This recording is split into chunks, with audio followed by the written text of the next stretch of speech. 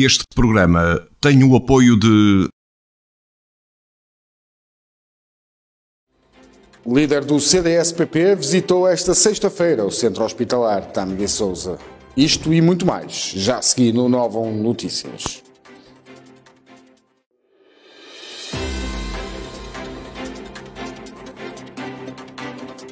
Novo Notícias, com Paulo Lopes. Muito boa noite, bem-vindos ao Novo Notícias, aqui do novo canal.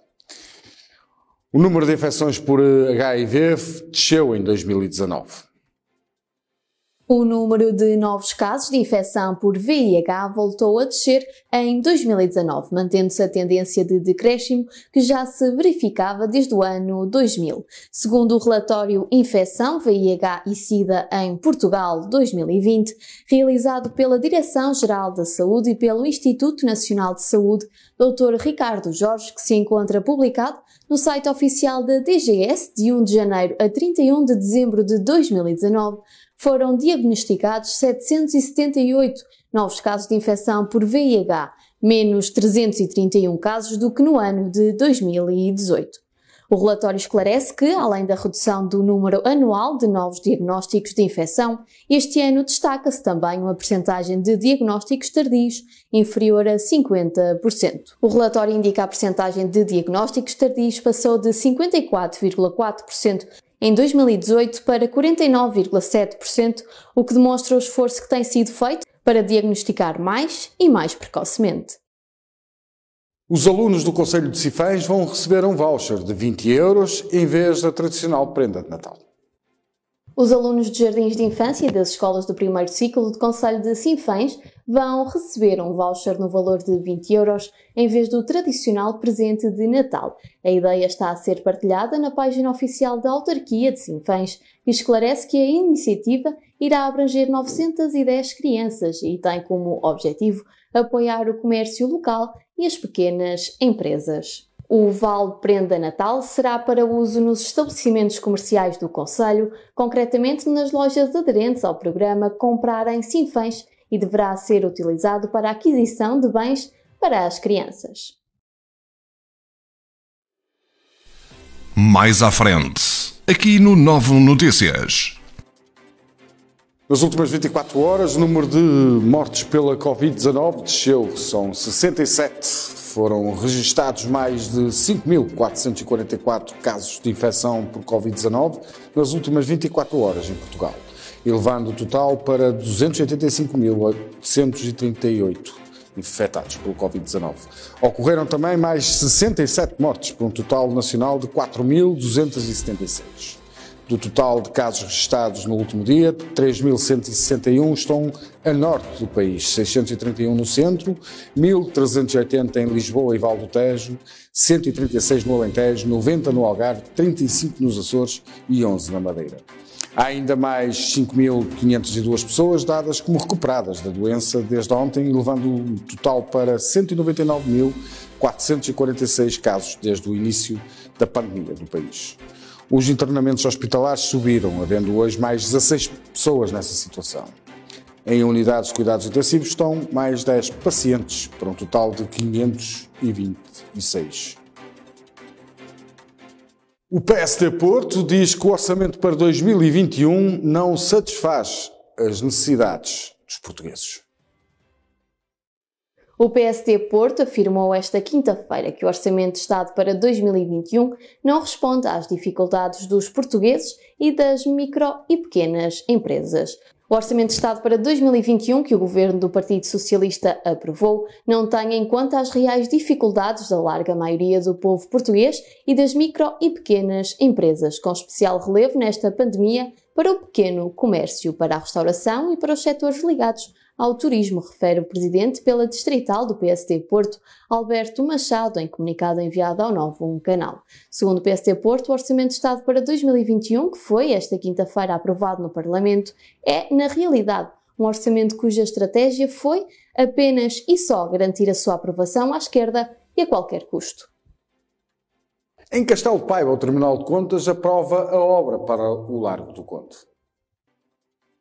A requalificação do Largo do Conde em Castelo de Paiva, um investimento de quase 1 milhão de euros, teve luz verde do Tribunal de Contas para avançar. Segundo a autarquia paivense, a obra será realizada no âmbito da regeneração urbana que está em curso na vila. Deverá avançar nas próximas semanas, sendo financiada pelo Norte 2020 em 85% e pela Idealidade Paivense em 15%. Ora, veja o vídeo.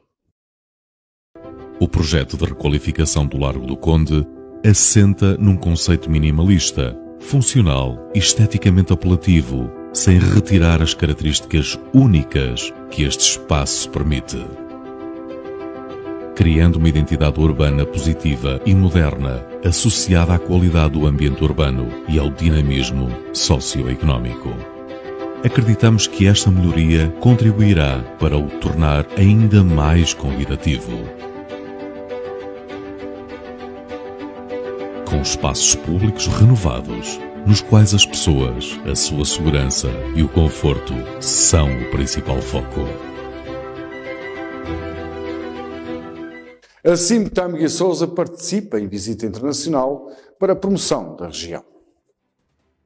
A comunidade do Tâmega e Sousa marcou presença na segunda visita online realizada no âmbito deste consórcio europeu na área da programação da competitividade das PME, através da sua transformação digital. Segundo a CIM do Tâmega e Sousa, a visita foi organizada pela província de Granada e contou com a presença de vários especialistas em tecnologias de informação e comunicação, empresários, parceiros, entidades públicas e organizações não governamentais. A CIM Tâmega e Sousa realçou que o foco da visita assentou na apresentação de 4 boas práticas implementadas por entidades públicas e privadas da região de Andalúzia, na qual a província de Granada se insere, focadas no aumento da competitividade e espectro de mercado das PME, através da introdução de tecnologias de informação e comunicação no seu negócio. São 50 anos que os bombeiros voluntários de Sinfãs estão a celebrar e espera que o futuro seja mais risonho. A Associação Humanitária dos Bombeiros Voluntários de Sinfãs comemorou esta quinta-feira 50 anos de existência ao serviço da comunidade.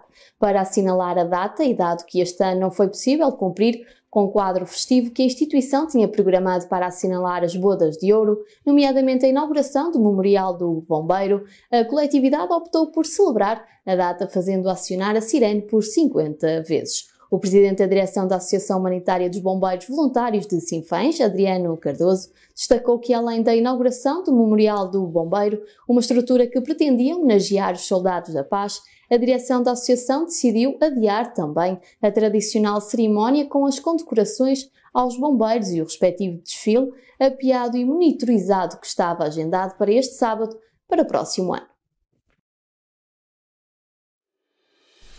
Mais à frente, aqui no Novo Notícias. Já Amarante acolheu um encontro internacional online sobre a apicultura.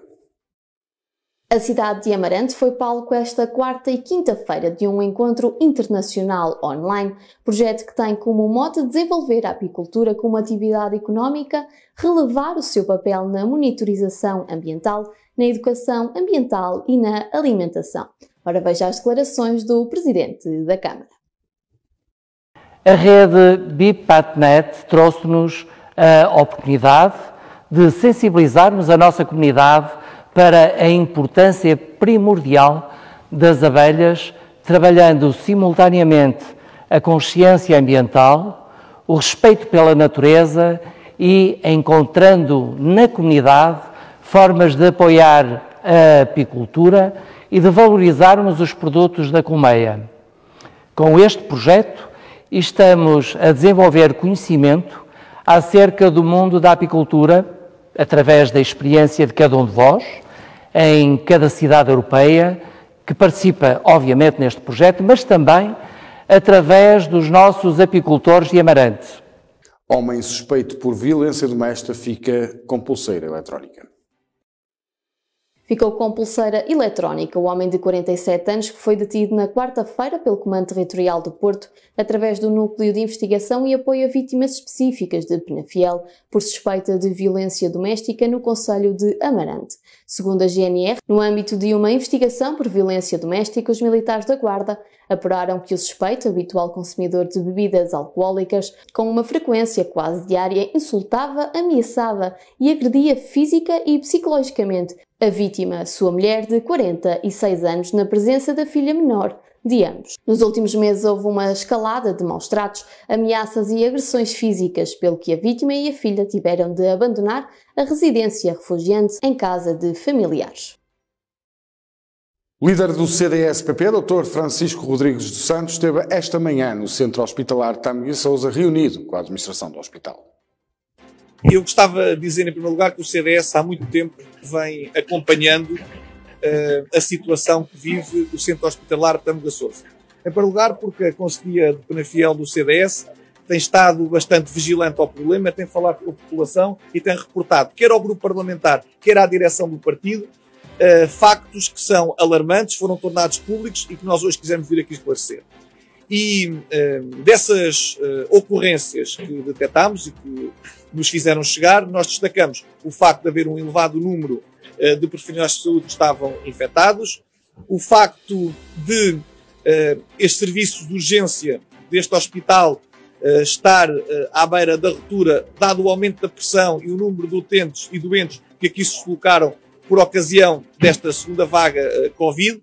E outro ponto de preocupação tem sido o facto de ter sido noticiado que o piso para os doentes Covid se encontrava completo e poderia haver a possibilidade de haver noutros pisos a mistura de doentes Covid com doentes não Covid, hipótese que foi completamente afastada pelo Presidente do Conselho de Administração.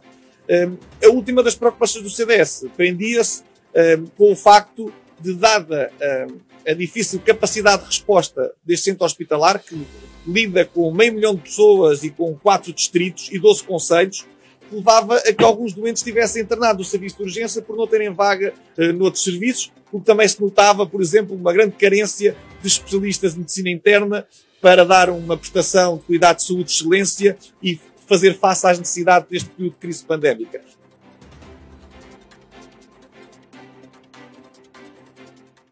Aproveitando esta visita do Dr. Francisco Rodrigues Santos aqui à região, ao centro hospitalar, convidamos e temos o prazer de ter aceito o nosso convite, ao contrário de outros membros do Governo e que fogem de nós, como foi o caso da Ministra da Saúde. Não posso deixar de passar isso em claro, porque realmente não foi um gesto muito simpático da parte da Sra. Ministra, não conseguirmos fechar a fala. Sr. Doutor, muito obrigado por estar aqui connosco, é um gosto enorme tê-lo aqui no nosso estúdio em Paredes, do Novo Canal. Dr. Francisco, o que é que sentiu? Fiz-lhe há pouco a pergunta de manhã, o que é que sentiu? Sentiu confiança nas palavras do diretor do hospital que aquilo está controlado? Paulo, Miguel, muito obrigado pelo convite que me endereçaram para estar no Novo Canal. Eu tenho muito respeito pelo papel da imprensa na democracia, ainda mais por projetos tão bem sucedidos, que são estéreis do ponto de vista ideológico, mas que trazem a informação em sentido puro para esclarecimento da população, sobretudo aqui do Tâmega Sousa, que sei que vos proporciona ótimas audiências e que são um ótimo estímulo para o trabalho que estão a desenvolver. Se me permite, Paulo, porque sei que também é uma figura cara para si, eu gostaria de fazer uma homenagem, antes de irmos ao tema que me coloca, a Jorge Malheiro. É a primeira vez que eu estou em Paredes após o falecimento do ex-presidente de Câmara do CDS, um histórico militante do nosso partido, e não poderia deixar de enviar as minhas mais sinceras condolências novamente à sua família, em particular ao seu neto Artur, de quem sou amigo, e sublinhar o homem de ideias bonitas, de uma generosidade descomedida e com uma fidelidade incontornável à sua terra. Era um homem que trabalhava para Paredes, para os seus, para a região do Tâmega e Sousa, e que era uma memória viva dos tempos áureos de desenvolvimento e de coesão desta região do nosso país. É por isso que todos nós temos um grande carinho por Jorge Malheiro, em particular o seu partido, onde sempre militou toda a vida, porque era um homem de confiança, era uma figura digna do respeito e da admiração de quem é depositário da confiança e que está acima de qualquer partido político, e um homem que era mais do que a política. Era um farol de esperança e alguém por quem todos nutríamos um carinho muito especial. É por isso que estes bons exemplos devem ser recordados e a melhor forma que temos para os homenagear é seguir o seu legado e honrar a sua memória. Muito obrigado. Agora, respondendo à sua questão, de facto, eu entendo que a questão do Centro Hospitalar Tâmega Sousa mereceu a preocupação do CDS há muito tempo esta parte, quer da parte da direção do partido, quer do grupo parlamentar.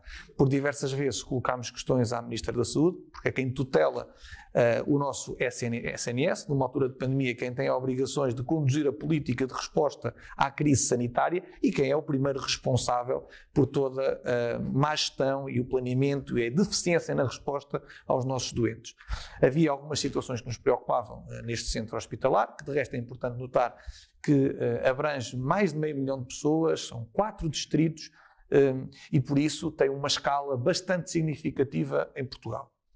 Notámos que havia notícias que davam nota de que havia muitos profissionais de saúde que estavam infectados, que os serviços de urgência se encontravam à beira da ruptura, fruto desta pressão enorme do número de doentes que a ele recorriam. Verificámos também que havia notícias até que alegavam que o piso dedicado aos doentes Covid estava absolutamente preenchido, o que levava a que nos outros pisos fossem misturados doentes Covid com doentes não Covid. Esta informação foi amplamente desmentida pelo Presidente do Conselho de Administração, o que a mim me sossegou particularmente, mas é óbvio que continuam situações por resolver, nomeadamente a contratação de médicos especialistas em medicina interna, para darmos uma resposta de excelência de acordo com as necessidades e com os níveis de procura que neste momento sofre o nosso SNS.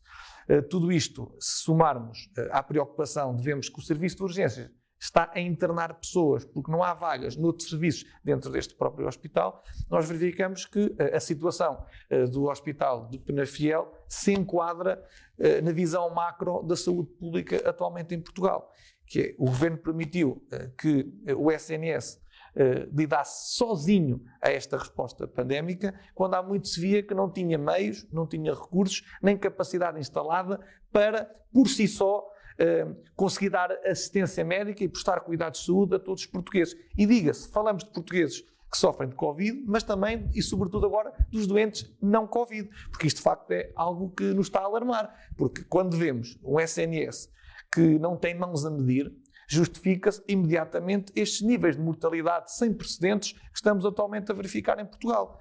E é por essa razão que eu tive a ocasião de dizer, hoje na reunião, e à saída à imprensa, onde o Novo Canal acompanhou, que são necessárias implementar medidas como aquelas que o CDS tem proposto, nomeadamente a Via Verde de Saúde.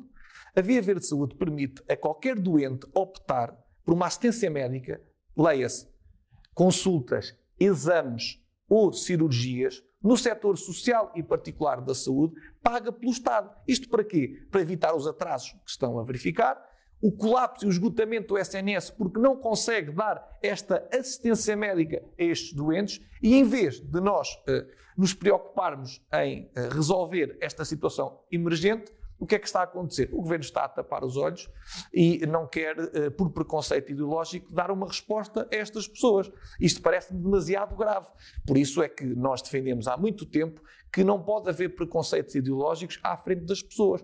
Porque quando existe 2 setores que têm unidades de saúde, como é o caso do setor social e particular, a quem os doentes podiam recorrer imediatamente, em vez de ficarem à espera ou serem barrados à porta de um hospital público, bem, o Governo está a vedar-lhes essa possibilidade. E é isto que o CDS defende. Qualquer pessoa pode ter o direito de optar por assistência médica, uma consulta, um exame ou uma cirurgia, exatamente em hospitais particulares e sociais. Paga pelo Estado. Esta é uma forma que nós temos de recuperar os exames, as consultas, as cirurgias que estão em atraso, mas, ao mesmo tempo, numa altura em que o SNS não tem mãos a medir, aliviar-lhes a sobrecarga que neste momento estão a atravessar. Isto falando para os doentes não Covid, porque têm sido o parente pobre da crise, estão a ser deixados para trás.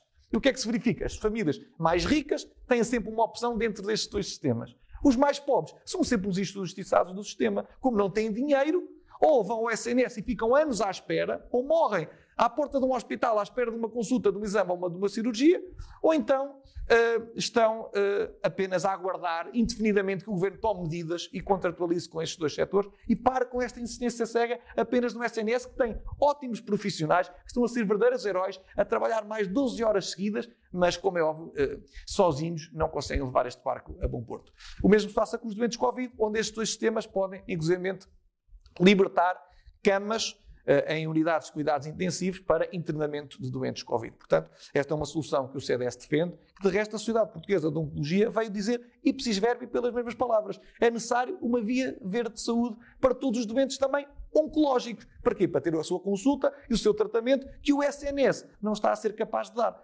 Foram propostas que o CDS apresentou neste Orçamento de Estado, mas que infelizmente foram recusadas. Eu convidei a Miguel Sousa, nosso jornalista, para também me ajudar aqui nesta entrevista. Miguel, penso que tens aí algo então para colocar ao Sr. Presidente.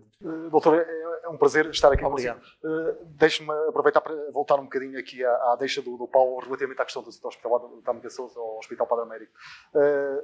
E pegando, portanto, no encontro que teve hoje de manhã com o Presidente do Conselho de Administração, sentiu, e faço desta questão pelo seguinte, o Centro Hospitalar tem, de alguma forma, tem estado debaixo dos holofotes da comunicação social e também o Conselho de Administração, mas sentiu da parte do Conselho de Administração alguma abertura no sentido de tentar resolver conjunto de inúmeras situações que têm com que a unidade se tem parado? Eu senti que, da parte do Conselho de Administração, os problemas estavam mapeados e identificados e alguns deles, segundo me disseram, acreditando na boa fé da palavra, estão resolvidos e outros em vias de resolução. E pareceu-me claro haver da parte da direção do hospital uma abertura completamente desempoeirada e descomplexada à contratualização com o setor social e particular da saúde para conseguirmos salvar vidas, porque este é o grande mote dos dias de hoje, é salvar vidas de doentes Covid e não Covid, através de contratos de cooperação e de parceria com estas unidades de saúde destes dois sistemas. Portanto, esta via está a ser seguida, está a ser encarada como solução. O que nós lamentamos é que da parte do Ministério da Saúde não tenham sido dadas essas indicações há mais tempo, porque quem tem a responsabilidade da condução das políticas públicas na área da saúde é o Ministério da Saúde. E há muito tempo que, por preconceito ideológico, quer sobrecarregar o SNS, os seus profissionais de saúde, e não dar uma resposta adequada a quem sofre, que são os nossos doentes, que esperam por uma consulta, por um exame e por uma cirurgia que não vem, ou muitos outros, como é o caso daquilo que vem noticiado esta semana no Correio da Manhã, em que dirigem-se ao hospital e o médico tem que escolher que doentes é que quer salvar. Desculpe, isto parece um país de terceiro mundo. Agora, eu tenho noção que ou o Ministério da Saúde toma medidas e coloca à disposição dos hospitais todos os instrumentos necessários para lidar com esta pandemia, quer criando corredores de emergência no setor social em particular, até para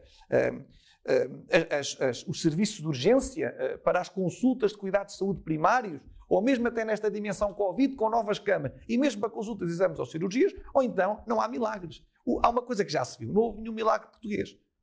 Este governo está desnorteado, perdeu o rumo, anda constantemente a correr atrás do prejuízo e isto tem um custo, que são vidas humanas. E são exatamente essas que nós temos que proteger nesta altura e por isso a primeira responsabilidade é sempre da tutela e do Ministério da Saúde. Quando viu aquelas declarações do Sr. Primeiro-Ministro a dizer que ninguém contava com esta segunda vaga nesta altura,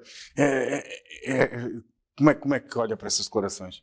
Em primeiro lugar, são declarações contraditórias, porque temos declarações do Primeiro-Ministro há 3 meses atrás a prever que no início de outono nós tivéssemos uma segunda vaga. Portanto, não era preciso ser nenhum iluminado, nenhum gênio, nem um especialista em saúde pública para antever que Portugal iria lidar com um novo fenómeno pandémico que obrigaria novamente à mobilização dos nossos sistemas de saúde para que evitássemos a sua ruptura. E que era necessário que neste período de descompressão e de desconfinamento que existiu, porque era necessário para conseguirmos recuperar a nossa economia, o Governo soubesse comunicar. Nós tivemos o Governo a banhos, tivemos o Governo a parar ao consumo interno, tivemos o Governo a quase dar a entender que o novo normal era muito parecido com o antigo normal e, de repente, os portugueses, com tantos sinais contraditórios que o governo emitiu e incoerentes, com cacofonias entre a Ministra da Saúde e a Diretora-Geral de Saúde e também o Primeiro-Ministro, entre concerto, espetáculo no Campo Pequeno, olha, agora com congressos do Partido Comunista, com um... Mas acha que se trocou, houve um acordo do PS ou melhor, o Governo e o PCP, e acha que foi uma troca, um congresso pelo Orçamento de Estado? É isso que o nosso Orçamento de Estado vale? É um congresso do PCP? Assim, pelo menos, essa dúvida fica no ar, porque repare no seguinte, o Sr. Primeiro-Ministro quis remeter a discussão sobre a autorização do Congresso do PCP para o plano jurídico, legal, das leis. E eu creio que não é aí que essa questão deve ser tratada. Eu acho que a questão se coloca do ponto de vista ético, moral e político. Porque houve medidas duvidosas, até do ponto de vista do enquadramento jurídico, altamente restritivas, que estão a penalizar inclusivamente a restauração, que o Governo não hesitou em tomar, mesmo não sendo líquido, que teria um respaldo para o fazer do ponto de vista do enquadramento do estado de emergência. Mas fê-lo porque entendeu que havia necessidade de achatar a curva dos contágios. E eu pergunto, como é que o Primeiro-Ministro não foi capaz de fazer um apelo num tom grave, sério, ao Partido Comunista, para não dar maus exemplos ao país e para que não se permitisse para si aquilo que está a proibir a todos os portugueses. É que os portugueses têm uma grande fadiga atualmente em acatar novas restrições, porque estão numa situação de desespero. Há milhares de famílias na pobreza, negócios que estão a encerrar, limitações à circulação de pessoas, famílias que estão separadas e até pessoas que não se conseguem despedir dos entes queridos, que estão numa fase terminal, até muitos deles em hospitais, que não podem sequer receber visitas. E eu pergunto, será ético e moral que um partido político em Portugal realize um congresso com mais de 600 pessoas quando os portugueses estão a passar estes sacrifícios? Isto é uma questão de responsabilidade, de exemplo e de bom senso, que nunca sequer devia ser colocada em causa numa altura em que se pede a unidade nacional aos portugueses. A mim choca-me, porque considero que é uma falta de vergonha e de respeito por todos os sacrifícios que os portugueses estão a fazer, e que o Primeiro-Ministro tenha decidido tratar esta questão como um problema meramente legal, porque até aí os juristas estão divididos, porque, olha, há muitos constitucionalistas consagrados que dizem o óbvio, é que a nossa Constituição permite restrições à atividade política. Depois o Primeiro-Ministro se coloca numa lei de 86 para dizer que ela está a salvo de quaisquer restrições. Mas bem, mesmo aí, dir-se-á que a suspensão do Congresso poderia ser admitida. Ouça, em vez de estarmos aqui com cascas de banana para nos desviarmos do essencial desta questão, nós devemos ir direto a ela, que é o Governo permitiu ao Partido Comunista, curiosamente, o partido que com a sua abstenção viabilizou o Orçamento de Estado, aquilo que proibiu aos outros portugueses. Isto realmente gera indignação, não é para mim, Francisco, Presidente do CDS, mas como cidadão e como português. Doutor, deixe-me voltar um bocadinho novamente à questão do setor hospitalar.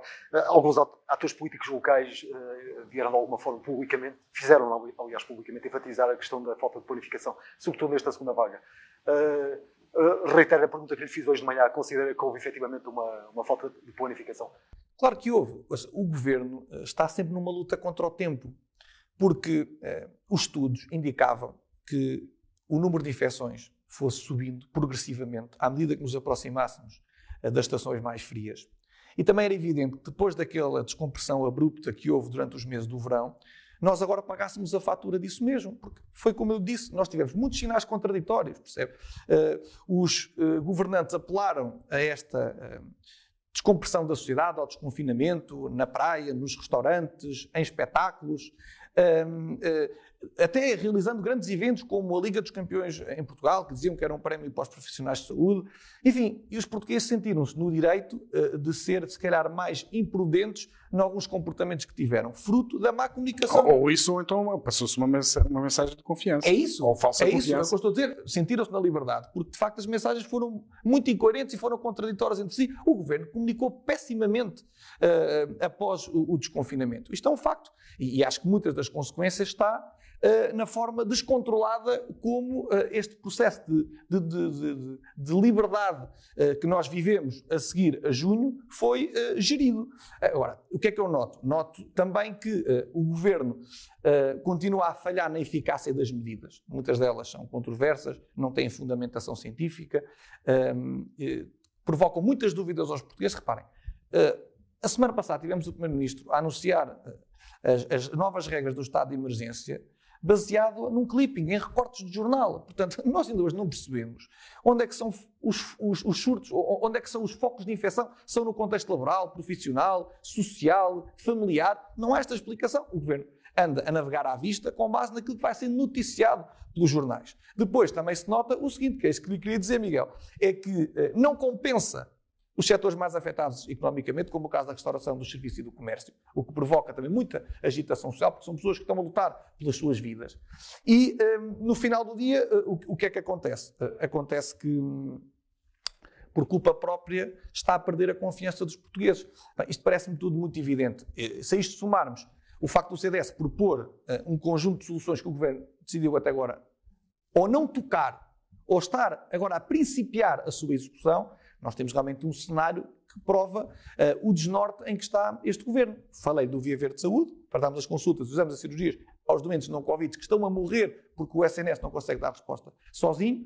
E posso falar outra coisa. Olha, o programa SOS Lar, que o CDS propôs, há verdadeiros crimes humanitários em estruturas residenciais para idosos, do setor social e solidário.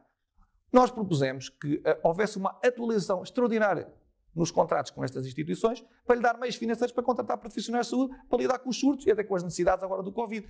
Foi chumbado no Parlamento e continuamos a ter focos de infecção, o que são rastilhos de mortalidade nos lares. Nós propusemos há mais de um mês um mapa de risco de contágio classificado por cores e por conselhos. Só agora é que o Governo, neste último estado de emergência, é que se executá-lo. Defendemos medidas cirúrgicas, incisivas e localizadas para evitar contágios em grandes proporções e para serem medidas dirigidas onde fossem os casos mais problemáticos. O Governo não o fez. Pedimos rastreadores de saúde pública nas ruas. Agora temos a Associação de Médicos de Saúde Pública a defendê-lo também. Porquê? Nós fazemos inquéritos de saúde. Mas os inquéritos de saúde têm que ser tratados. Se não forem tratados, se os contactos não forem rastreados, não se interrompem as cadeias de transmissão. O CDS também propôs isto. Enfim, há um conjunto de ideias que o Governo ou aplica tarde ou não aplica e depois tem resultados trágicos porque se permite chegar à situação em que chegamos. Mas como viu esta pergunta que o meu colega Miguel pôs, são 3 presidentes de Câmara da cor verdade, socialista. É verdade. São da cor socialista. Portanto, eles próprios estão descontentes com as medidas do Sem dúvida. Governo.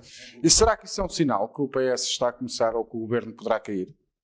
Ou seja, eu noto que há cada vez mais uma percepção por parte da sociedade em geral, que abrange naturalmente também a sociedade política, que este Governo está a ser incapaz de lidar de forma competente com esta crise, não é? Há estudos de opinião que dizem que mais de 50% dos portugueses não confia nas medidas do Governo, o que não acontecia durante a primeira vaga, porque aí havia previsibilidade sobre as medidas e percebeu-se que a única solução era mesmo o confinamento geral. Mas o que é que se veio a notar daqui para a frente? É que o Governo tem ocultado, até do próprio Parlamento e da oposição, as medidas que quer tomar. Acabou com as reuniões do Infarmed, que eram essenciais para a democracia, que é representada pelos partidos, ter um grau de certeza sobre as opiniões dos especialistas que eram dadas, ouvindo várias perspectivas.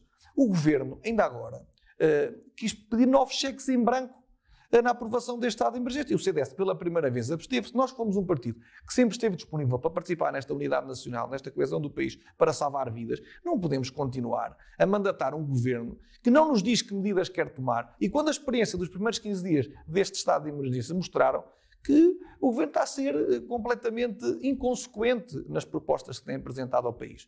E isso é dramático. E quando isto acontece, quando se desconfia do Governo, quando se perde a confiança em quem tem que liderar o país, parece a mim que está verdadeiramente à vista uma ruptura, um divórcio entre os governantes e os governados. Isto é que é, na minha ótica, o pior que poderia acontecer. Porque nós temos, de facto, que nos unir, empregar esforços e vencer esta pandemia. Porque, uma vez mais digo, o que estão aqui em causa são vidas humanas. Sabemos que não é uma situação fácil, mas por isso é que o diálogo é importante, ouvir os especialistas é fundamental e tomar medidas que tenham fundamentação científica e a comunicação tem que ser bem feita. Os portugueses têm que perceber aquilo que o Governo diz. Não é com anúncios na calada da madrugada, nem aos fins de semana, quando os portugueses estão às escuras e olham e veem o Governo a navegar à vista. Portanto, não parece que a metodologia seguida pelo Governo tenha sido muito feliz. Deixa-me interrompê-lo. Mesmo antes portanto, do estado de emergência, deste segundo estado de emergência, o Governo, portanto, os autarcas da região, nomeadamente aqui há 3 municípios, refiro-me a Lousada, Passos Ferreira e Felgueiras, enviaram uma carta ao Primeiro-Ministro, de alguma forma, antevendo aquilo que poderiam ser as medidas enquadradas neste segundo estado de emergência, dizendo que estes 3 concelhos, até inclusive, foram os primeiros a avançar com restrições. Entretanto, são conhecidas as medidas, e o que eu lhe queria perguntar era isto. Diga. Compreende as medidas que foram adotadas por estes 3 concelhos face à atual situação? E numa altura que está a descer os casos aqui. É assim, o que eu lhe posso dizer é o seguinte, é que eu creio que há um sentimento quase transversal a todo o hemiciclo na Assembleia da República, de que, pelo menos falo da parte do CDS, estamos nós, CDS, ao lado do Presidente da República sobre a necessidade de haver estado de emergência para aplicar medidas cirúrgicas localizadas e restritivas para achatar a curva dos contágios.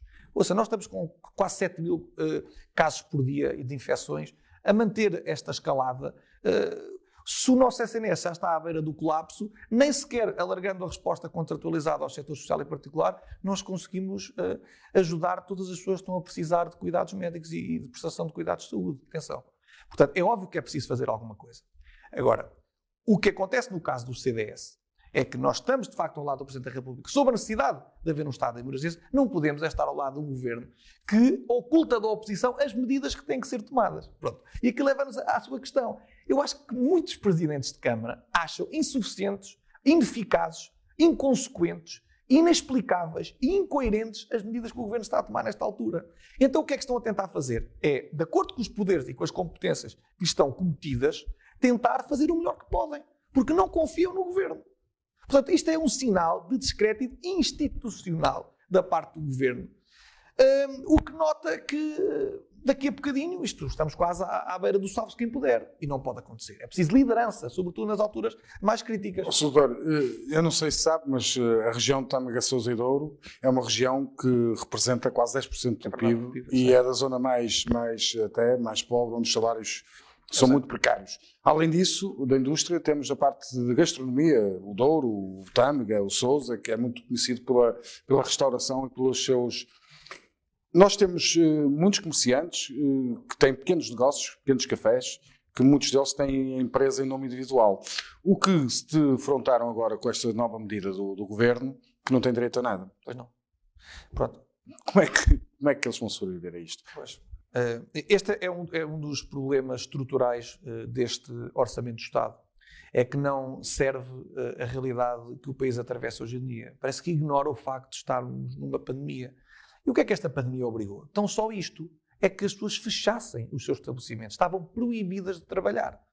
Portanto, isto não é ideologia. Ou seja, não me venham tentar explicar isto com teorias liberais, socialistas, democratas cristãs, para solucionar um problema em que cada profissional, na sua atividade, não pode sair de casa, abrir o seu negócio e ter a sua clientela. Isto é óbvio que o Estado aqui tem que ter um papel central no apoio destas pessoas. Porque é a única maneira de terem meios de subsistência, não há outra forma. Porque foi exatamente o governo que, por decreto, decidiu extinguir as suas atividades por período indeterminado. E o que é que nós observamos neste Orçamento de Estado? É que o Governo não tem um incentivo à nossa iniciativa privada para investir, para criar postos de trabalho e para sobreviver de portas abertas durante esta crise. E, de facto, o CDS, durante estes tempos todos que iniciou a pandemia até aos dias de hoje, temos defendido apoios, nomeadamente a fundo perdido. Porque estruturar dívida com mais dívida, obrigar esses pequenos e microempresários, que são 98% da nossa economia, a contrair mais empréstimos sobre aqueles que já têm, que estão neste momento com moratórias suspensas, é óbvio que não o vão fazer porque não é sustentável. Ou então optam um posto de trabalho ou a prestação. Claro. Optam pela prestação ou pelo posto de trabalho, mas eu vou dizer isto ao Paulo, há uns que nem podem optar por isso. Só tem uma solução que é fechar portas. Se não têm uma ajuda, uma injeção de liquidez por parte do Estado, imediata, e um choque de tesouraria, vão fechar portas, isso é inegável. E depois o que é que vai acontecer? Mais tarde, o Governo vai ter que pagar muito mais e abrir os cordões à Bolsa com prestações sociais, como é o caso de subsídio de desemprego. Portanto, eu acho que tem que haver, nesta altura, linhas de apoio dirigidas para os setores mais afetados, como é o caso da restauração, do comércio e dos serviços, e até do turismo, com linhas de crédito, utilizando a bazuca financeira que tarda a chegar, mas o Governo tem que se antecipar Não pode estar à espera que ela venha, porque nessa altura já não vai ser precisa, porque estou certo que os nossos empresários não vão aguentar até lá. E tentar que algumas medidas, agora no próximo orçamento retificativo, possam ser incluídas, não é? É que, olha, o CDS propôs algumas delas que podiam ser importantes nesta altura. Olha, nós propusemos um programa chamado IRC em Caixa, que era para todos os empresários poder descontar os prejuízos que terão este ano e até no próximo ano o IRC que já pagaram em anos anteriores. Nós propusemos um programa Paga Sem Juros. Para quê? Para todos os empresários que têm dívidas ao fisco poderem pagá-las comodamente em prestações sem juros e com coimas muitíssimo atenuadas. Para quê? Para poderem beneficiar dos apoios, porque se tiverem dívidas, a administração tributária não vão poder beneficiar das linhas de apoio. Propusemos um programa Cheque Emprego para todas as empresas que contratam um trabalhador desempregado sem termo, possam ter direito ao remanescente do subsídio de desemprego que esse trabalhador teria direito até ao final do prazo. E também propusemos algo que para mim parece muito importante, uma descida geral das taxas de IRS e de IRC. Ou seja, a descida das taxas de IRS permitiria às famílias poupar 670 milhões de euros já no próximo ano. E a baixa da taxa de IRS para IRC para 19% permitiria dar aqui algum desafogo também às nossas empresas, como também a eliminação dos pagamentos por conta e também aqui dizer que ao nível das famílias nós também propusemos um verdadeiro ajustamento das tabelas de retenção na fonte. Não foi que o Governo fez, aquilo é uma brincadeira, aquilo é uma fraude, é um logro. O Governo deu uma esmola às pessoas com o seu próprio dinheiro. Veja isto. Algumas famílias, com estas novas tabelas que o Governo propôs de ajustamento das tabelas de retenção na fonte para aproximar o imposto retido do imposto devido, algumas delas vão receber 1 euro, 2 euros a mais ao final do mês. Ou seja, é uma poupança de 200 milhões apenas nos cofres. 200 milhões, quando o Governo, no ano passado, cobrou a mais 3 mil milhões de euros. O que o CDS propõe é que, de facto, haja 1.000 milhões de euros que sejam já entregues às pessoas para lhe dar mais rendimento disponível. Portanto, que ganhos de causa que nós tivemos no orçamento? Nestas matérias que aqui acabei de referir, não tivemos nenhuma. Foram todas chumbadas pela esquerda. Conseguimos que houvesse uma majoração de 10% no subsídio de desemprego dos sócios-gerentes. É uma pergunta que fez com toda a pertinência, Paulo. E eu chamo a atenção para isso. É importante, jornalistas, que façam essa pergunta ao Governo. É que os nossos sócios-gerentes foram os últimos a ser apoiados no quadro do layoff. Até disso estavam excluídos. O CDS foi o primeiro partido a propô-lo. E agora continuam a ser completamente marginalizados. Quando, em muitos casos, sou o único até trabalhador destas pequeninas empresas. E outra coisa que conseguimos neste Orçamento do Estado foi que as avaliações dos ex-militares fossem contabilizadas para efeitos de progressão na administração pública.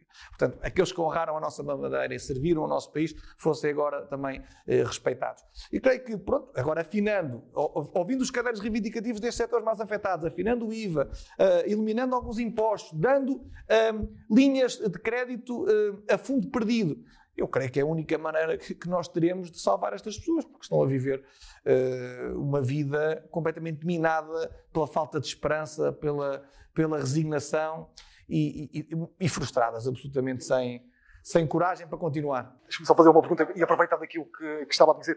Como é que o CDS-PP olha para o Orçamento de Estado? Foi aprovado ontem no Parlamento.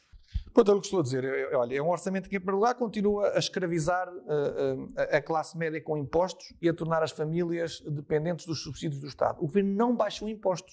Foi incapaz. A única promessa que fez foi não aumento. Mas ouça, isto é um exercício retórico. Mas nós não queremos que o Governo aumente os impostos, também não queremos que o Governo mantenha o nível de carga fiscal que tem sobre os portugueses. Nós queremos exatamente que o Governo baixasse impostos. E foi isso que propusemos, através das descidas gerais das taxas do IRS e do IRC, com a eliminação dos pagamentos por conta, com a adoção dos tablets e todo o material tecnológico que as famílias precisam para que os seus alunos frequentem as aulas à distância em sede de IRS, com, olha, o ajustamento das tabelas de retenção na fonte, para os jovens e para os trabalhadores mais precários, apenas uma taxa de 15% nos seus recibos verdes. Enfim, o Governo não quis fazer nada disto, mas aumentou o imposto de selo, criou impostos para os sacos dos restaurantes em takeaway, quer dizer, numa altura em que os restaurantes a única maneira que têm de vender é através das encomendas, estão a taxar ainda mais os sacos que utilizam para fazer a entrega nas casas das pessoas. Estivemos a discutir o IVA da banha de porco, os microplásticos em detergentes cosméticos, estivemos a discutir o bambu na escova, quer dizer, ouça, este foi um orçamento completamente aberrante. E a mim parece-me que esteve preso entre o radicalismo do Partido Comunista e o radicalismo animalista do PAN. E que foi incapaz de oferecer respostas para as pessoas. E que respostas eram essas? Olha, era abandonar este princípio ideológico da estatização, em que o Estado tem que resolver todos os problemas quando tem a iniciativa privada que pode complementar a sua resposta, como por exemplo no caso da saúde, através da Via Verde de Saúde. Olha, foi um Estado que continuou a ser insensível para os mais frágeis. O CDS propôs uma proposta chamada Vale Farmácia. O que era o Vale Farmácia? Era um cartão para os idosos com mais de 65 anos, com mais rendimentos, poderem chegar à farmácia e no ato da compra dos seus medicamentos terem-nos completamente pagos pelo Estado, na hora. Todos aqueles que recebem menos de 350 euros de pensão não pagavam um cêntimo. Aqueles que recebem entre 351 e 655 têm 50% de desconto dos medicamentos. Mas se a compra dos medicamentos fizer com que fiquem com um rendimento disponível abaixo dos 351, o Estado paga o remanescente. Portanto, há um teto mínimo de 351 euros que nenhum idoso passa. Para quê? Nós conhecemos casos desses. Há idosos que têm que escolher entre comprar alimentos e comprar medicamentos. Isto é uma escolha desumana. E o Estado continua a ignorar estas pessoas que sofrem porque não têm qualidade de vida, não têm acesso aos medicamentos e aos tratamentos que precisam. E nós notamos isto. As estatísticas revelam que são mais de 15% da sociedade hoje em dia. E eu que fui criado e cresci com os meus bisavós e com os meus avós, não aceito que continuem a tratar os idosos como estatística. Desculpem lá. Não permito isso. Doutor, mais uma questão. A Associação Nacional de Cuidados Continuados tem publicamente de alguma forma vindo a mostrar-se preocupada, e tendo em conta isto que é o Orçamento de Estado, está preocupada com aquilo que são as diretrizes do Orçamento de Estado do próximo ano relativamente a esta área. Sim. Qual é a posição do CDS-PP relativamente a esta questão dos cuidados continuados? Os cuidados continuados, como todos sabemos, são uma pedra no sapato deste governo. Porque há muitos portugueses que não têm acesso a cuidados continuados.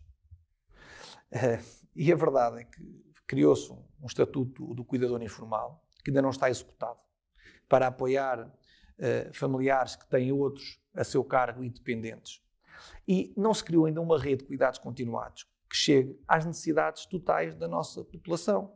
Nós temos dados que indicam que 2/3 da população não tem acesso a esses cuidados continuados, nem a cuidados, por exemplo, paliativos.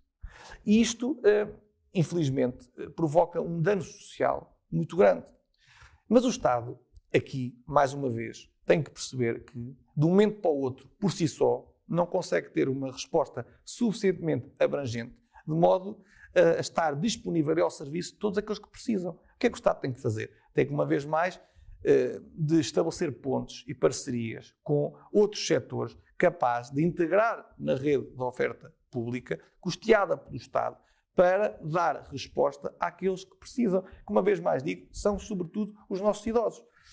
E não há um plano ainda hoje. Isto é lamentável. E se me permitem, por falar em plano, também há outro plano que não há, que é o plano da vacinação. E isto é, se quiser, um dos maiores sinais exteriores de fraqueza e de desnorte. Claro, e desnorte deste governo. Sabe porque é que eu acho que devia estar definido?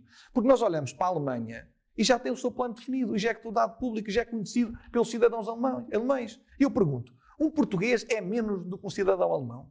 Não parece que seja. Então os alemães já têm quantidades previstas, já têm reservas em várias farmacêuticas, já têm um plano logístico que pronto a funcionar a partir de dezembro. E nós nem temos um planeamento logístico, nem um planeamento estratégico. Planeamento logístico para saber de que forma é que vão ser armazenados os medicamentos, de que forma é que eles vão ser distribuídos e qual a quantidade que nós teremos disponível. Nem temos um plano estratégico que nos diga quais são os grupos-alvo prioritários.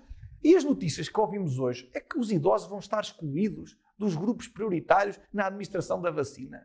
Isto é patético, é um absurdo, quando toda a literatura científica sabe que os nossos idosos são um grupo altamente vulnerável ao Covid-19. Portanto, este governo, o que é que se nota? É que é muito hábil a comunicar em termos de facilidade. Em termos de facilidade é maravilhoso no marketing. Portanto, quando os ventos correm de feição, eles são peritos na forma como comunicam com os portugueses. Infelizmente, em tempos difíceis e de crise, são verdadeiramente desastrosos. Olha, foi assim em Tancos, foi assim em Pedrógão Grande, foi assim no caso do Lar de Reguengos de Monsaraz, está a ser agora no Covid e agora no plano de vacinação. São péssimos na adversidade.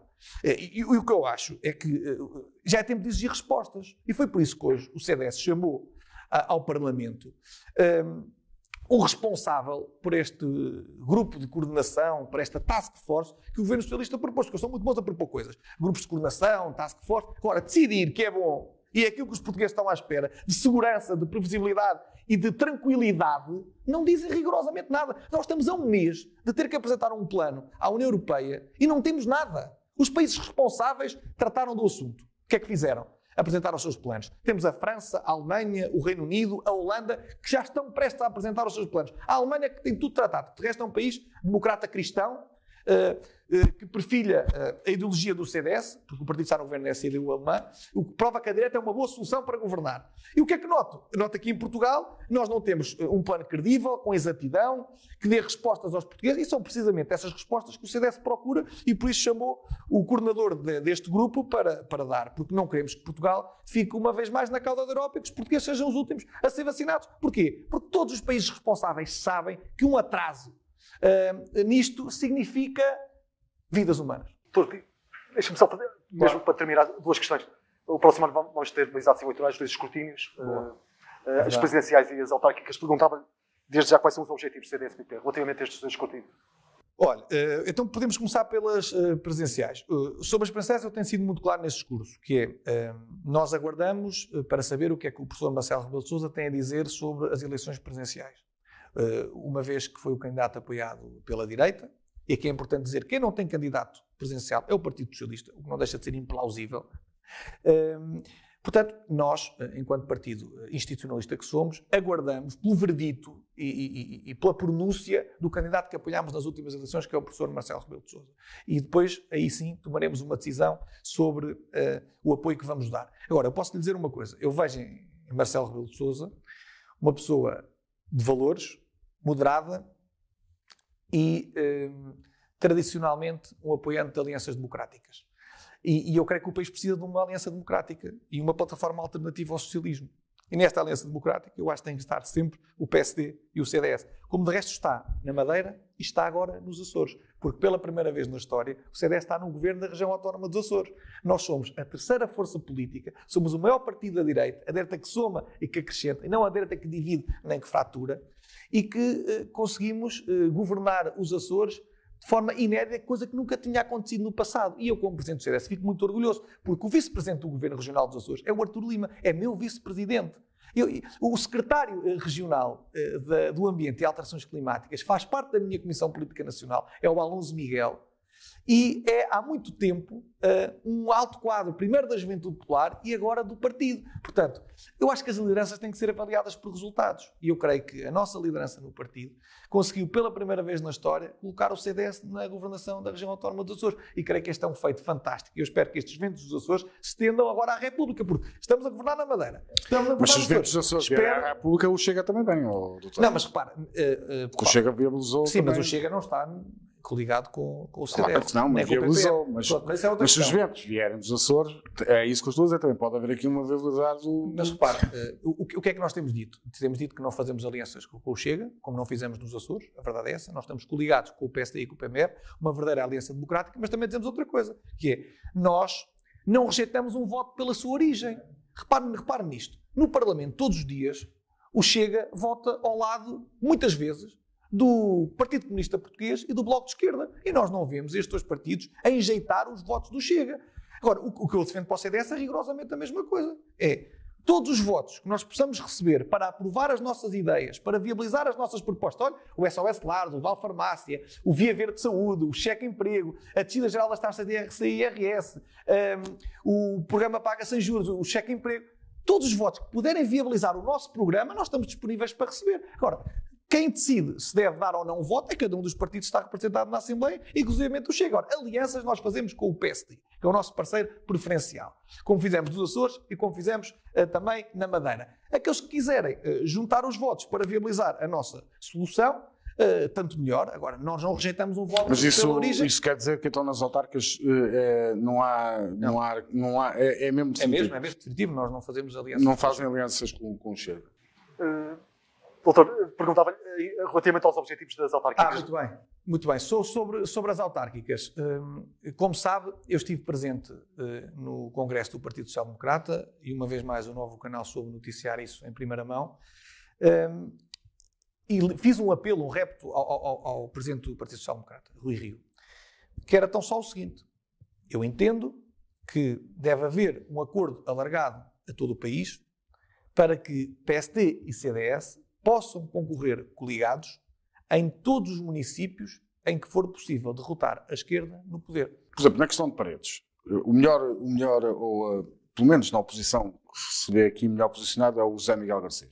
José Miguel Garcês, eu quero dizer isto, tem feito um excelente trabalho à frente do CDS Paredes. Revitalizou o partido, tem tido propositura, tem sido o líder da oposição em Paredes, é um jovem, um rosto do futuro, que renova protagonistas através da sua comissão política, que tem uma visão de desenvolvimento para o Conselho e que faz jus, posso dizê-lo, sem complexos, ao legado do nosso grande presidente. Mas é possível o José Miguel Garcês ser a cara, ou ser ele o candidato com o apoio do PSD em Paredes? Ouça, olha, isso é uma pergunta também responde à do Miguel, que é, eu vou responder às duas perguntas, que é,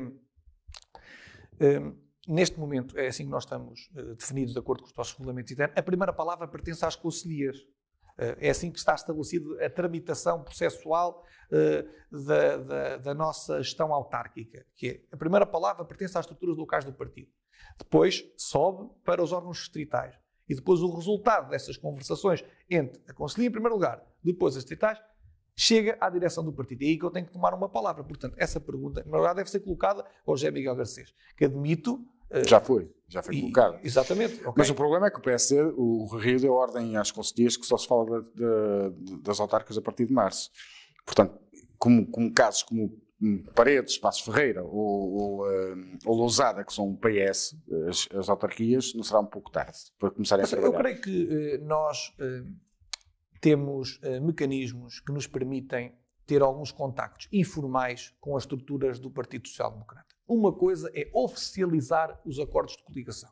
Outra coisa é tratar do planeamento e da construção desses mesmos acordos, que passam pelas estruturas de base intermédias dos dois partidos, mas também pelas direções nacionais. E eu creio que os timings, que não são rigorosamente esses, em bom rigor, vão ser cumpridos a tempo de nós conseguirmos disputar para ganhar todas essas câmaras ao Partido Socialista, ao Bloco não tem muito bem, mas ao Partido Comunista Português. Também não vejo aqui nenhuma. Não, aqui nesta zona não. Mas vejo, por exemplo, Penafiel, que é uma coligação com o CDS, é um caso onde há um variador de cota do CDS na estrutura. Vai aumentar, vão exigir mais ou vai continuar a coligação como está? É como disse, neste momento, que é quem está a gerir esse processo do lado do CDS? Agostinho Guedes. Eu creio que ele é a pessoa indicada para fazer agora essa avaliação e é ele que está a conduzir o processo atualmente. Então, deixa-me fazer mais uma questão.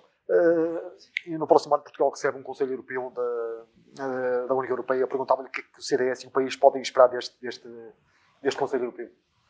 Nós esperamos que este Conselho Europeu possa acelerar o processo de libertação de fundos para que os Estados-membros possam aproveitar este balão de oxigênio que vamos receber da Europa para enfrentar a crise económica que estamos a atravessar. Porque as economias estão sedentas de injeção de dinheiros para dar liquidez às empresas, para fazer um choque de tesouraria, para salvar postos de trabalho e a cada dia que se perde nós podemos estar a provocar um dano irreversível e irreparável na economia deste grande bloco que é a União Europeia. Portanto, eu espero menos burocracia, mais rapidez e agilidade na atribuição destes fundos e também que a Europa faça jus aos seus valores da solidariedade, da coesão social e da reciprocidade para que esta crise possa ser vencida em conjunto, porque das duas uma, nós ou trabalhamos em conjunto ou caímos em separado.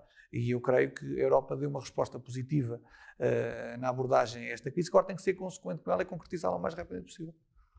Muito bem, doutor, deixe-me fazer esta pergunta, porque, como sabe, sou diretor-geral do canal, além de jornalista, e temos a administração. A nossa administração tenta procurar, sem qualquer problema, um processo onde seja claro para nós termos um apoio de comunicação social em Portugal.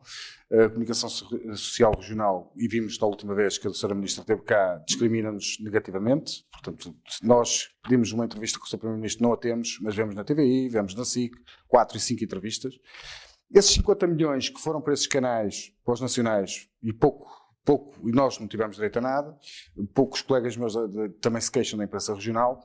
Isso quer dizer que pode-se pôr aqui em causa a democracia para nos calarem, no fundo, para não termos meios para a gente conseguir fazer o nosso trabalho isento, como é o caso do Novo Canal, que aqui permitimos o poder e a oposição, que é assim que deve ser. E depois desses 50 milhões, vemos esses mesmos canais de televisão, as administrações a pagarem por outros, por apresentadores, por outras figuras públicas com valores muito, muito grandes. Eu dou o caso do Novo Canal, empregámos 2 pessoas e 2 pessoas de estágios profissionais, todas da região, não temos nenhum. Temos um jornalista que já há mais de 20 anos que trabalha aqui na região, que hoje está aqui connosco. Como é que nós podemos gerir isto? Olha, eu creio que este governo tem sido, não raras vezes, arbitrário na forma como tem atribuído os apoios. E o caso da comunicação social é um deles, em que dá a sensação de que existem portugueses de primeira e portugueses de segunda, o que é altamente discriminatório. Até atrevo-me a dizer que cria uma percepção, até dentro dos players do próprio setor, em que existe um centralismo que permite a que aqueles que estão mais próximos do poder e da tomada de decisões e que têm contactos privilegiados são beneficiados em detrimento de outros. O que dá um péssimo sinal ao país, sobretudo quando nós queremos promover a subsidiariedade, em que os organismos possam distribuir competências entre si para dar uma melhor resposta às populações e não estar concentrados tudo no mesmo sítio. Em Lisboa, é importante dizê-lo, em Lisboa, porque Portugal não é Lisboa e o resto é paisagem. E o que é que nós verificamos? É que estes órgãos de comunicação social locais prestam um excelente serviço às populações, como é o caso do Novo Canal. São equilibrados, têm grelhas de informação, culturais, até de entretenimento, onde conseguem dar uma representação equitativa, até do ponto de vista político, a todas as forças a nível concelhio e municipal. Eu atrevo-me a dizer que muitos deles são até órgãos de comunicação social preferidos dos portugueses em detrimento daqueles que têm uma cobertura de âmbito nacional. Eu não digo que os de âmbito nacional têm que ser apoiados, obviamente que têm. Claro. Agora, uns não podem ficar com tudo e outros com nada. Uns ficam com uma fatia leonina, os outros ou ficam com uma migalha, ou então ficam excluídos desses mesmos apoios.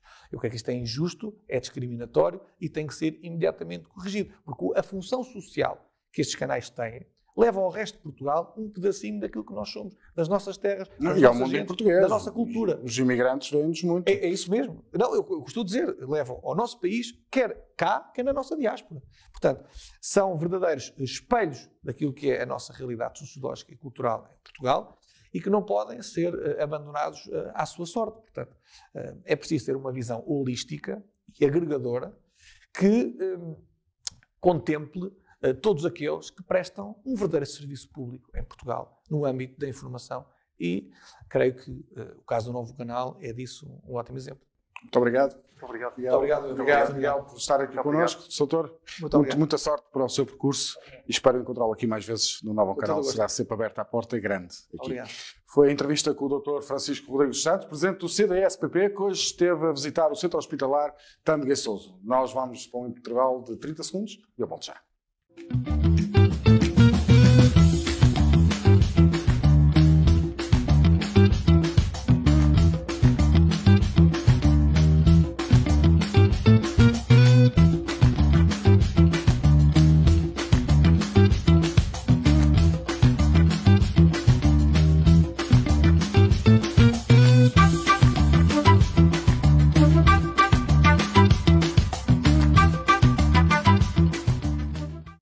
Bem-vindos à segunda parte do Nova Notícias, sexta-feira.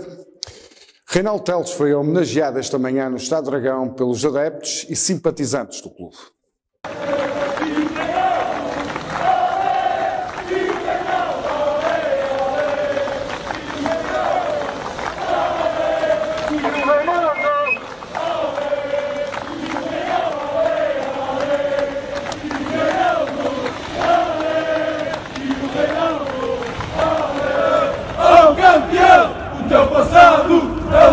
De vitória sem igual, o teu Brasil abençoado, tem o teu corpo mais um ano triunfal.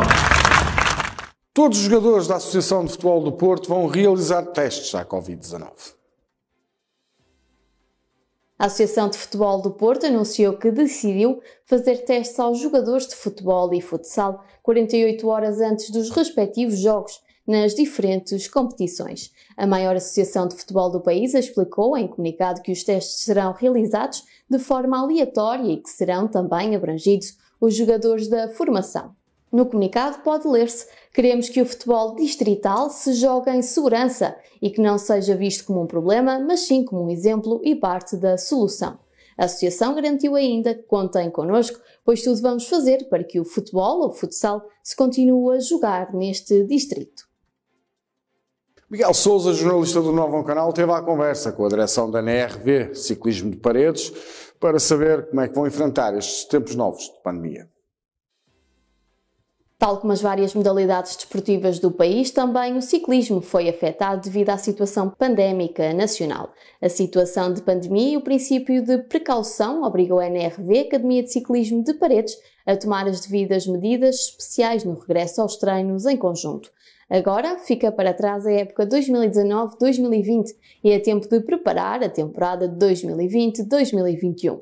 O Novo Canal entrevistou o diretor-geral da NRV, Helder Alves, que fez um balanço sobre a época passada e a preparação da próxima temporada. Pode ver a entrevista completa em novonoticias.pt. Já o Futebol Clube Parada renovou os seus balneários. O Futebol Clube de Parada apresentou os novos balneários. A equipa do Concelho de Paredes compete na primeira divisão distrital da Associação de Futebol do Porto, mas deu um grande passo na motivação para o encarar os próximos jogos. Os novos balneários do clube dão ânimo a qualquer jogador. A ideia surgiu através da direção do clube, no qual o departamento do futebol teve um papel fundamental na criação da decoração, explicou David Floriano Barbosa, técnico da equipa principal. Os balneários do Complexo Desportivo e Social do Futebol Clube de Parada são recentes e foram concebidos para proporcionarem as melhores condições a todos os atletas que frequentam o nosso complexo para que se sintam bem tratados e aconchegados. Não irá haver inauguração, mas no primeiro jogo que jogarmos no nosso complexo, os atletas vão estar com a adrenalina de regressarem a este clube, garantiu David Barbosa. E a Aparecida continua sem vencer. Ainda não foi desta que o Aparecida conquistou a primeira vitória da época. A equipa de Lousada recebeu o Alpendurada no fecho das contas da 8ª jornada da Divisão Elite Série 2 da Associação de Futebol do Porto. Ao longo de todo o encontro, as equipas conseguiram anular-se mutuamente e não foram capazes de desfazer o nulo até ao final dos 90 minutos. Se na primeira parte os homens de Marco de Canaveses estiveram melhores e mais perto do golo, no segundo tempo foram os aparecidenses a estarem por cima no jogo e a superiorizarem-se.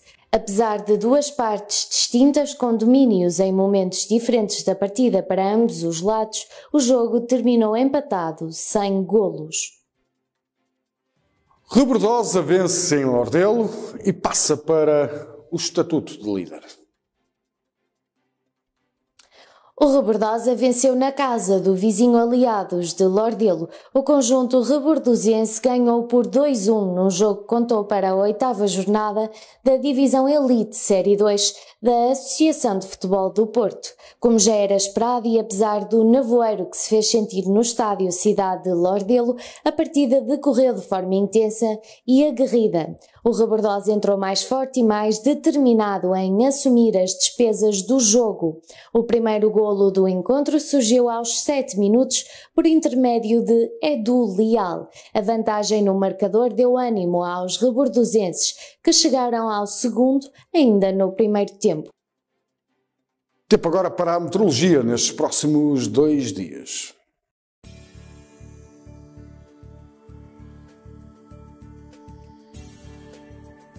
Segundo o boletim meteorológico, amanhã, dia 28 de novembro, chuva com temperaturas máximas de 16 graus e mínimas de 5 graus. A probabilidade de chuva é de 86%, com vento fraco. Já domingo, dia 29 de novembro, aguaceiros fracos com temperaturas máximas de 15 graus e mínimas de 8 graus. A probabilidade de chuva é de 69% e o vento será fraco.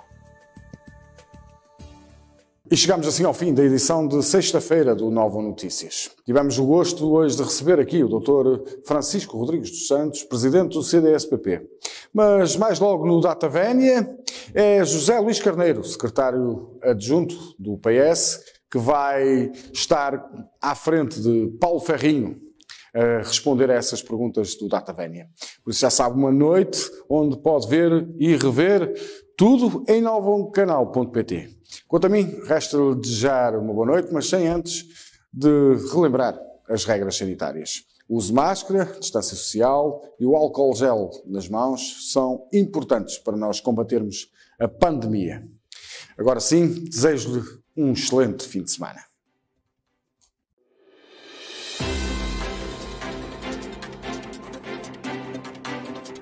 Nova Notícias com Paulo Lopes.